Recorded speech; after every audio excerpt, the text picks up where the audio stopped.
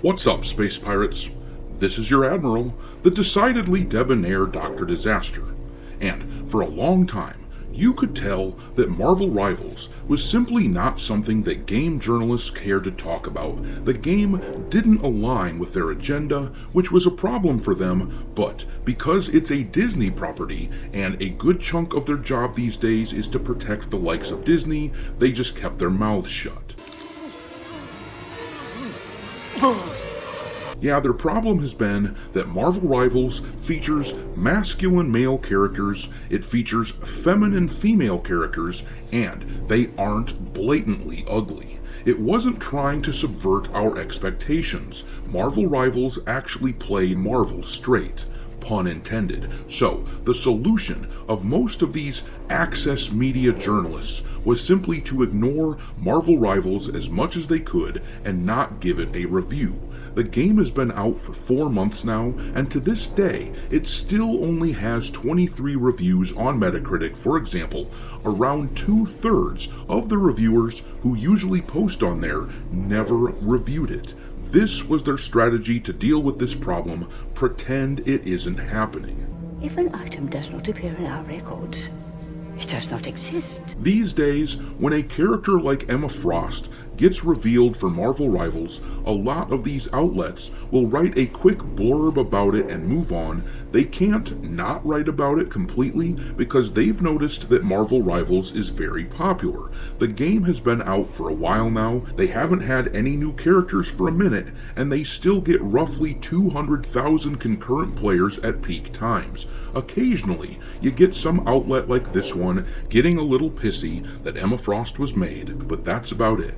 No, the real bitching has been from the whiny MoDeRn audience, who doesn't think this game or this character should exist. We are going to have a good laugh at what these idiots have been saying in a minute here, because these people simply can't stand the fact that a game would exist that makes characters for the largely male audience that actually plays these things.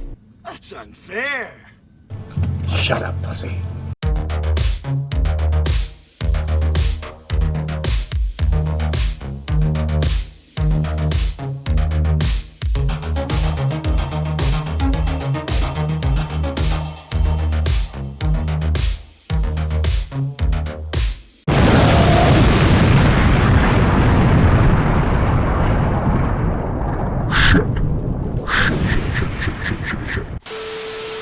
Alright, me hearties, make sure you hit the like button on this video, subscribe to the channel if you haven't already, and also, please consider supporting the channel by becoming a member.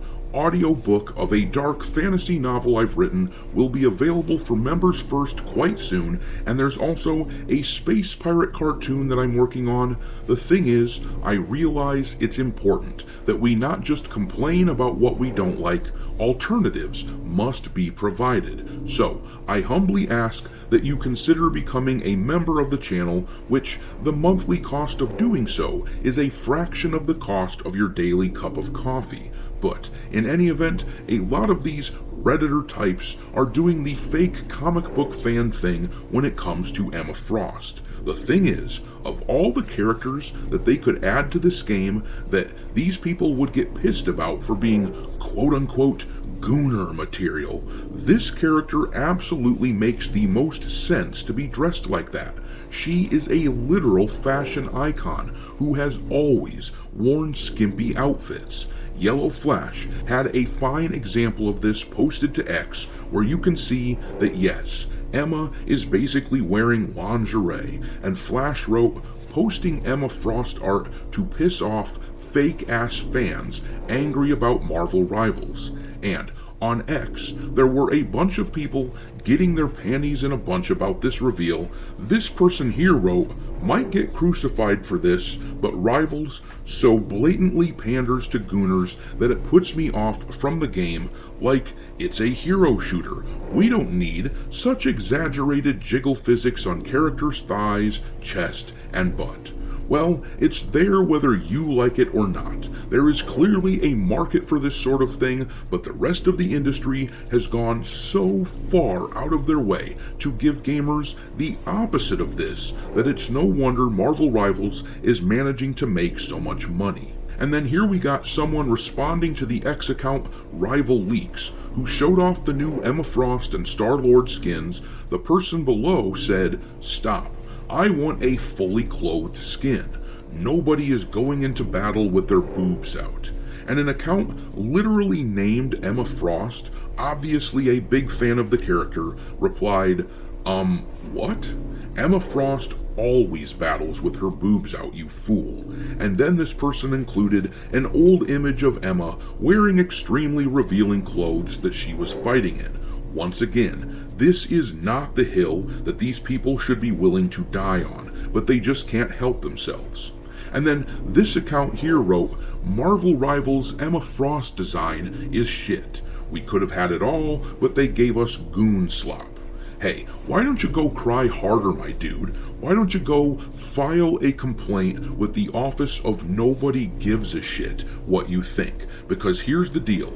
You sane people for years told us if you don't like it, don't buy it. When it comes to the sort of games that these people champion, games like South of Midnight, well, go look at the numbers for that thing. Gamers didn't buy it. We don't want it. And now that someone is finally making things that gamers like, we not so humbly insist that you follow your own advice. But let's look at what some of the redditors are saying about the character. This person here wrote, "Man, there is no shame in the pandering. Gooners are eating well." It's funny, we said the same thing though when Dragon Age the Veilguard came out. We said, look at all of these ugly ass characters, many of which looked like they transformed. But you know what the difference is between Dragon Age the Veilguard and Marvel Rivals? Dragon Age didn't sell, and Marvel Rivals sells like freaking crazy. But the other Redditor below replied saying, "It helps that there's still good designs beyond being goon material. I feel a lot of artists forget that when making GOONERBAIT, and they just can't get over the fact that something exists outside of their feminist/LGBT bubble." But then the next guy wrote, "Mind you, they toned it down in comparison with the comics." Which is true. These people clearly just don't know the character of Emma Frost very well. And then we have this whiny baby on Reddit saying, "I thought Marvel Rivals was a kid's game. Got her thighs jiggling and breasts flopping all over the place." And some of the more sane Redditors responded saying, "Definitely not a kid's game." And then the next person wrote, "Yeah, that's how you make a game like this live for a long time." And that is very true. If you want gamers to stick around and keep playing your stuff, then you have to give them reasons to keep coming back.